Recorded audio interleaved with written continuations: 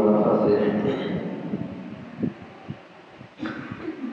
اليوم أكملت لكم دينكم وأتممت عليكم نعمتي ورضيت لكم الإسلام دينا.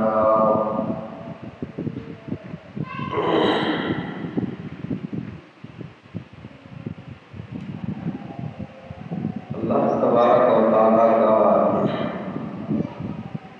کتنا ہی بڑا احسان اور کرم ہے کہ اس نے ہمیں ایک ایسا دین نصیب فرمایا کہ جو آدم علیہ السلام سے لے کر آخری نبی سے پہلے تک کسی کو نہیں دیا گیا تھا. ایک کامل اور مکمل دین. لیکن ہماری بدقسمتی ہے کہ ہم نے اس کامل اور مکمل دین کو کام چال کر کہیں سے اس میں دھویں لگا کر اپنی طرف سے سینگے لگا کر اس کا وہ حلیہ سارا بگاڑ دیا. ان بگڑے ہوئے حلیوں میں سے ایک حلیہ ہے اس مہینے کی 15ویں تاریخ کے سیاہ کام بدعمالیاں. آپ حیران ہوں گے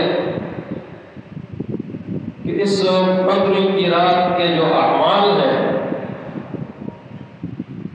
جیسے نمازیں ہیں، ہزاری نماز، صلاۃ الالفیہ، 100 رکعتیں اور ہر رکعت میں 10 بار قل هو اللہ احد. اس کو اس لیے ہزاری نماز کہا جاتا ہے. اگلے دن پھر روزہ اور اسی رات کو پٹاخے اور چراغاں اور حلوے مانڈے وغیرہ اور یہ چراغاں اور قبروں کی لپائی، قبروں کی طرف جانا اور سجدے وہاں، رکوع، قیام تعظیمی. ان تمام کاموں کو ہم بداعمالیوں سے کیوں تعبیر کرتے ہیں؟ اس لیے کہ یہ کام اللہ کے رسول صلی اللہ علیہ وسلم نے نہیں کیے، پھر آپ کے بعد صحابہ کرام نے نہیں کیے، پھر تابعین اور محدثین کا دور گزرا اس میں نہیں ہوئے. بہت بعد کی ایجادات ہیں اور ان ایجادات کے ساتھ اس میں خرابیاں یہ ہیں کہ ان میں جو اعمال بجا لائے جاتے ہیں ان کی وہ فضیلتیں بیان کی جاتی ہیں جو قرآن مجید کی نصوص کے مخالف ہیں اور شریعت کے روح کو بگاڑ دینے والی ہیں. مثلا ایک نماز جو اس رات کو پڑھی جاتی ہے صلاۃ الالفیہ 15ویں شب کو، شعبان کی 15ویں، جسے شب برات کہا جاتا ہے. تو 15ویں شب والی یہ نماز، ایک نماز، اس کے بارے میں ایک یہ فضیلت بیان کی جاتی ہے کہ اس سے ایک اگلے سال کے گناہ معاف ہو جاتے ہیں. اب یہ ایک نماز پڑھے اور رات کو پھر اگلے سال تک جتنا کچھ کرتا رہے. دوسری فضیلت اس کی ہے کہ اگرچہ کسی نے 25 سال تک نمازیں نہیں پڑھی ہوں اور اس رات کو یہ ہزاری نماز پڑھ لیتا ہے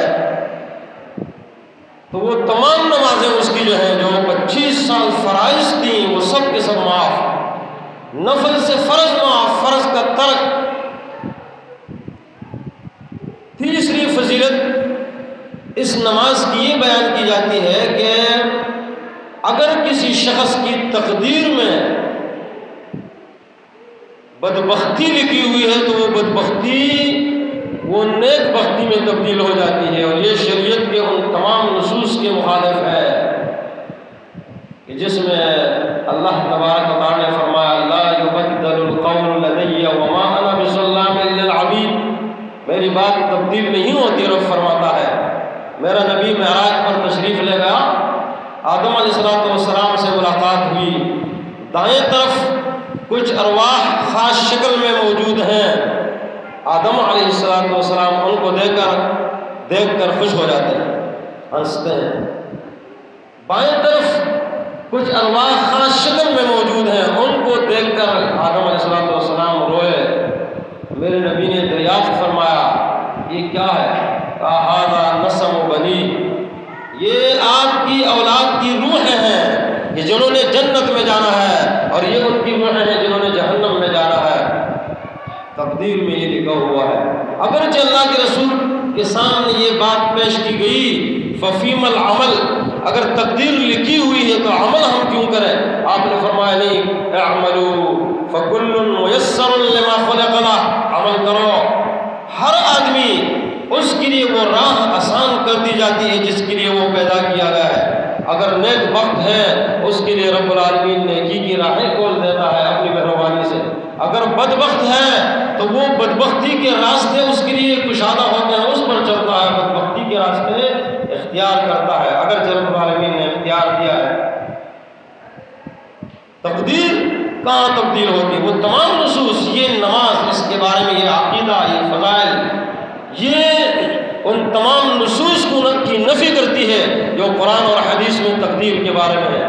بڑی فضیلتیں اس کے بیان کی جاتی ہیں، حالانکہ یہ نماز یہ سب سے پہلے سن 448 میں مصر میں ایجاد ہوئی۔ وہاں ایک مولوی تھا ابن الحی کے نام سے، اس بدبخت نے، وہ بھی اصلاً مجوسی تھا، تو اس نے اس نماز کو ایجاد کیا، اور پھر اس سے نماز کی فضیلتیں گڑھی گئی ہیں، اس پہ احادیث لکھی گئی ہیں۔ اس شب کو جو باقی کام ہوتے ہیں ان کا تعلق بھی مجوسیوں کے ساتھ ہے۔ یہ پٹاخے پھوڑنا اور یہ آگ جلانا، یہ آتش بازی، اور یہ عبادت کون سی ہے؟ اگر کوئی شخص کسی عالم کے پاس جائے کہ میں نے اعلیٰ قسم کے پٹاخے خریدے ہیں اس رات کو پھوڑنے کے لیے، کتنا اجر ہے؟ وہ کہے گا پاگل ہو گئے ہو، پٹاخے پھوڑنے پر کائے کا اجر ہے؟ یہ عبادات اور یہ بدعات، یہ رسومات، یہ عقل کی بھی خلاف ہیں اور نقل کی بھی خلاف ہیں، یہ اصول الدین کے مکمل خلاف ہیں۔ یہ تو سب سے پہلے علامہ مبارک پوری رحمہ اللہ فرماتے ہیں اول وقود حدوث الوقود من البرامکہ۔ ملا علی قاری نے بھی میقات کے اندر یہ لکھا ہے، تذکرہ کے اندر لکھا ہے کہ یہ جو ایجاد ہے، یہ آتش بازی وغیرہ اور یہ آگ جلانا، یہ پٹاخے پھوڑنا، یہ برامکہ جو اصلاً مجوسی تھے، برمک یہ مجوس خاندان تھا، اور مجوسی جو عبادت کیا کرتے تھے 2000 سال انہوں نے ایک آتش کدہ روشن کیا ہوا تھا، ان کے متولی اور سرپرست یہ برامکہ تھے۔ یہ بدبخت اسلام کا لبادہ اور لباس اوڑھ کر اسلام میں داخل ہوئے۔ جب اسلام میں داخل ہوئے اور اصلاً تو مجوسی تھے، آگ پرست تھے، انہوں نے کیا کیا کہ اپنی دلی تسکین کے لیے اس چیز کی ایجاد کی کہ بھائی آگ جلائی جائے، رات کو آگ جلائی جائے، آگ کے سامنے کھڑے ہو کر نماز پڑھی جائے۔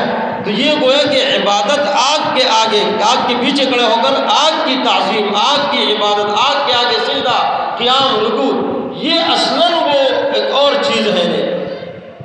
وہ مجوسیت در پردہ جو اندر تھی اس کا اظہار اس طریقے سے کیا۔ حالانکہ آگ ایک ایسی چیز ہے کہ نماز جیسی اہم عبادت کے بارے میں بھی آگ کو قبول نہیں کیا گیا۔ شروع میں لوگ نماز کے لیے اوقات کا تعین کرتے تھے، اب کیسے پتہ چلے نماز کا ٹائم ہے؟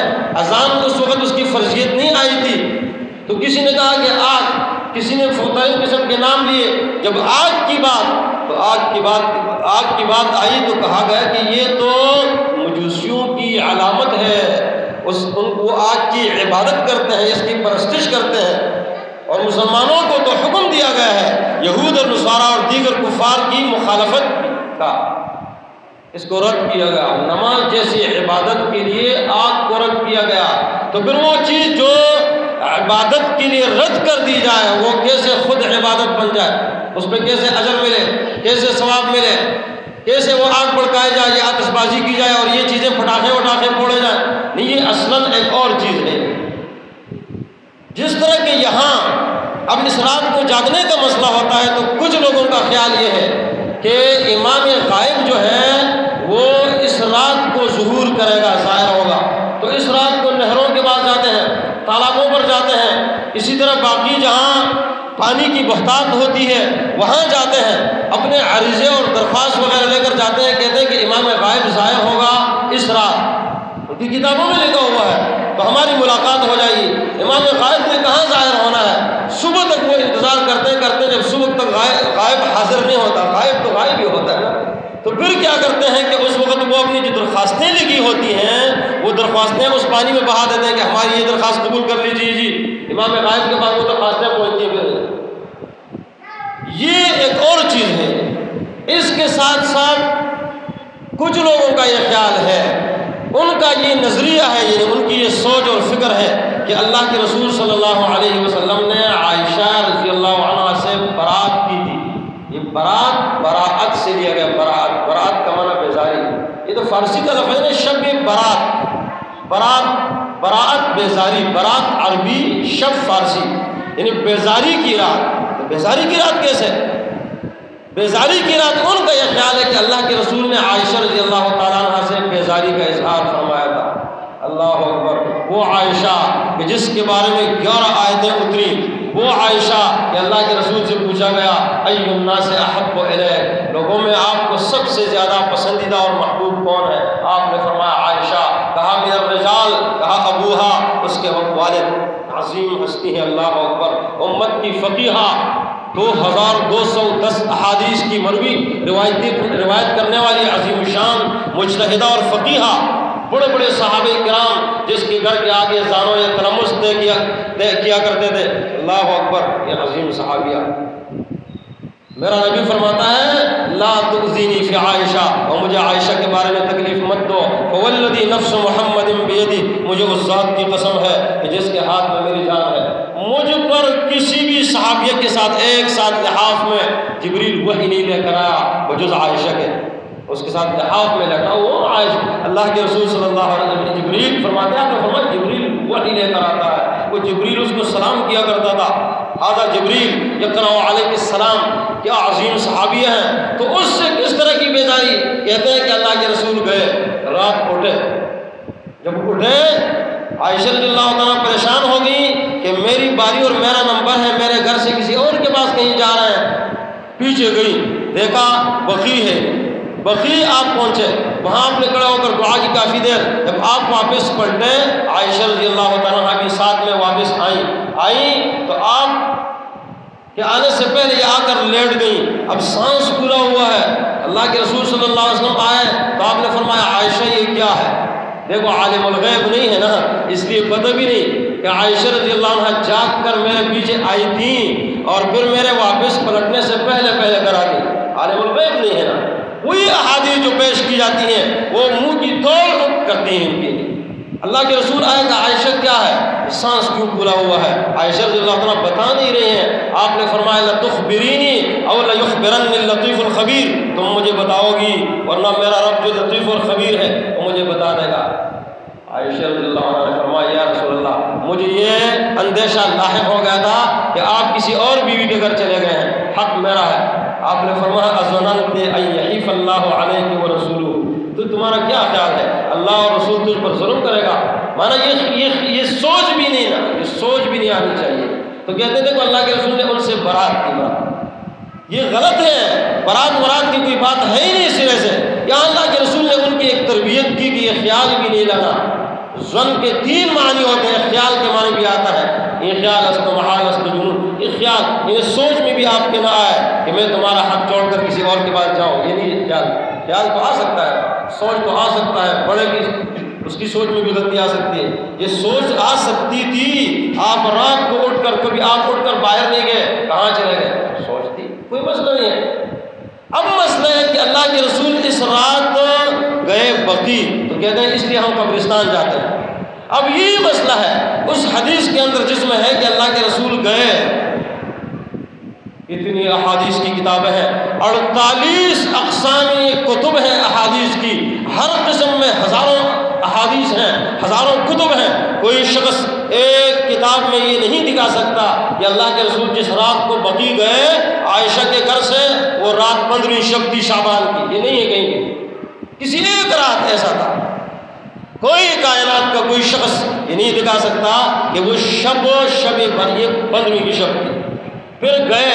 اگر بالفرض وہ 15ویں کی شب ہے تو اگر کسی اور نے جانا ہوتا تو آپ عائشہ کو لے کر کیوں نہیں گئے؟ اگر قبرستان میں لوگوں کا جانا ہوتا جائز، آپ قبرستان میں عائشہ کو اٹھا کر جگا کر کیوں نہیں لے گئے؟ بلکہ اس حدیث میں تو یہ الفاظ ہیں کہ اللہ اکبر نادانی فاخفاہ منک، جبریل آئے اس نے مجھے آواز دی اور تجھ سے چھپا کر آواز دی.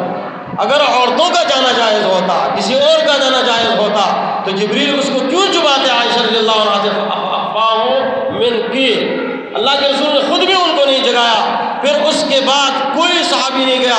پھر اللہ کے رسول ایک ہی رات گئے، پھر کبھی گئے بھی نہیں. اور پھر جو گئے تو آپ نے دعا مانگی، یہ قبروں کی لپائی اپائی کہاں سے آ گئی؟ پھر یہ کہاں سے آئے گا؟ کئی دنوں سے اس کی لپائی شروع ہو جائے، کئی دنوں پہلے سے اس میں بہت سارے اور خرافات، یہ پھول بک رہے ہیں اور وہاں جا کر جو اس رات کو جو خرافات ہوتی ہیں، جو بدعات ہوتی ہیں، شرکیات ہوتی ہیں، تو وہ ساری کی ساری اس اصل حدیث کی بھی نفی کرتی ہیں کہ جس حدیث میں یہ آتا ہے، جس کے بارے میں شیخ البانی 1898 نمبر کی حدیث ذکر کرتے ہیں صحیحہ کے اندر.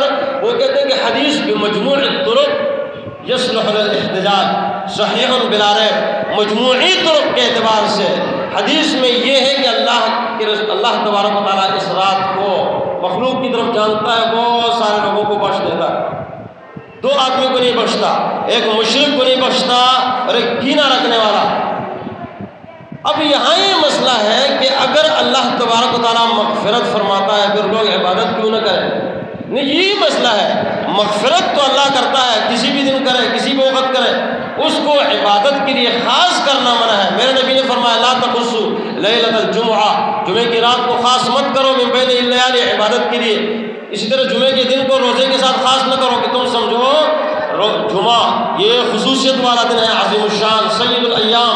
اللہ کے ہاں یہ عید الاضحیٰ، عید الفطر سے بہتر عظیم دن ہے، تو اس دن کو روزہ رکھا جائے، رات کو عبادت کی جائے. آپ نے فرمایا ایسا نہیں کرنا. یعنی کسی دن یا رات کی فضیلت اگر ہے تو اس فضیلت کی وجہ سے اس رات اور دن کو عبادت کے لیے خاص کرنا یہ منع ہے. بالکل یہ منع ہے، بالکل قطعاً منع ہے.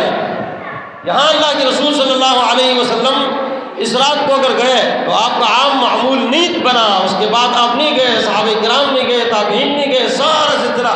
یہ تو یحییٰ بن مکی بدبخت جو ہارون رشید کا وزیر تھا، اس بدبخت نے جو اصلاً مجوسی تھا، اس ظالم نے اپنے دور میں اس چیز کو ایجاد کیا. پھر اس کے بعد یہ جانا وانا اپنی جگہ، لیکن اس کے علاوہ یہ وہ رات تھی نہیں. اس کے ساتھ ساتھ آدمی شرک چھوڑ دے، بدعات چھوڑ دے، کینہ چھوڑ دے، جس میں اللہ تبارک و تعالیٰ مغفرت فرماتا ہے. اور مغفرت تو اللہ تبارک و تعالیٰ باقی دنوں میں بھی فرماتا ہے. اسی طرح کی حدیث مسلم میں اور دیگر کتب احادیث میں ہے کہ جمعہ، پیر اور جمعرات کے دن جنت کے دروازے کھول دیے جاتے ہیں. تفتح ابواب الجنہ، تفتح، جنت کے دروازے پیر اور جمعرات کو کھول دیے جاتے ہیں. اس میں بھی یہ الفاظ آتے ہیں فَيَغْفِرُ لِكُلِّ عَبْدٍ لَا يُشْرِكُ بِاللَّهِ شَيْئًا. تو اللہ تبارک و تعالیٰ ہر اس شخص کو بخشتا ہے جو اللہ کے ساتھ شرک نہ کرے. اور اسی طرح مشاحن، کینہ پرور، یہ کینہ اور بغض رکھنے والا ہے، یہ اتنا برا عمل ہے کہ اس کو شرک کے برابر قرار دیا گیا ہے. تعصبات وغیرہ، یہ مذہبی تعصبات، یہ فرقی، یہ مسلکی، یہ خاندانی، یہ باقی تعصبات، بتانے رنگ و خون کو توڑ کر ملت میں گم ہو جا، نہ تورانی رہے باقی، نہ ایرانی نہ افغانی، یہ ساری چیزیں ختم کر کے ایک مسلمان، ایک دین، ملت واحدہ، یہ بننا. یہ رات کی یہ حدیث بھی ہمیں اس کی تربیت دیتی ہے. باقی اگر ایسا ہے کہ اس رات کو پٹاخے پھوڑے جائیں، اس رات کو حلوہ کھایا جائے، اس رات کو قبرستان جایا جائے کیونکہ یہ مغفرت کی رات ہے، تو مغفرت کی رات تو پیر کا دن بھی ہے، پیر کی رات بھی ہے، اور جمعرات کا دن اور رات بھی ہے. پھر تو وہاں بھی آدمی پٹاخے پھوڑے، وہاں بھی حلوے کا ہے. حلوے کی ایک اور دلیل سن لو. اگر کہا جائے بھائی حلوے کا تعلق کیا ہے، کہتے ہیں کہ حمزہ رضی اللہ تعالیٰ عنہ شہید ہوئے تھے اور اللہ کے رسول صلی اللہ علیہ وسلم کے دانت مبارک بھی شہید ہوئے تھے، تو آپ باقی چیز کھا نہیں سکتے تھے، تو آپ نے حلوہ کھایا اس رات، اس دن. بھائی احد کی لڑائی، احد کا جنگ، احد کی جنگ، احد کا غزوہ، یہ کب ہوا ہے؟ یہ تو 6 شوال کو ہوا ہے، شوال یعنی رمضان المبارک کے بعد جو مہینہ آتا ہے نا شوال، اس کو 6 شوال کی 6 تاریخ کو احد کی لڑائی ہوئی ہے، اور یہ رات جو آ رہی ہے ابھی ایک آدھ دن بعد، یہ تو شعبان کی 15 ہے، تو شعبان کی 15 کو حلوہ کہا جائے اور دان ادھر جا کر احد میں شوال میں ٹوٹے، تو 9 ماہ اور تقریباً 10-11 دن کے بعد کیسے حلوہ کہا جاتا ہے؟ کوئی تک ہے کہ یہ اپنی طرف سے دین واللہ بنایا ہوا ہے؟ یہ بدعات جو ہے جس نے دین کا سارا رخ خراب کر دیا ہے، دین کو بگاڑ دیا ہے، اس کو اس لیے تو یہ شیطان کو بدعات سب سے زیادہ پسند ہے، سب سے زیادہ اس لیے پسند ہے، لوگ اس کو دین سمجھتے ہیں، اور دین ہوتا ہے کل بدعت ضلالہ، یہ موجبہ کلیہ ہے، اس کی نفیس صالح وجہ سے نہیں آتی، یہ کل بدعت ضلالہ، ہر بدعت گمراہی ہے۔ شیخ احمد سرہندی رحمۃ اللہ علیہ فرماتے ہیں نزد این فقیر ہے بدعت حسنت نیس، میرے نزدیک کوئی بدعت حسن نہیں ہے، لأن البدعت ظلمہ والسنت نور، بدعت تو ظلمت ہے۔ عبداللہ ابن مسعود گئے نا ایک مسجد میں، دیکھا وہاں لوگ ایک خاص طریقے پر ایک نہج پر تسبیحات پڑھ رہے ہیں، کہا یہ کیا ہے؟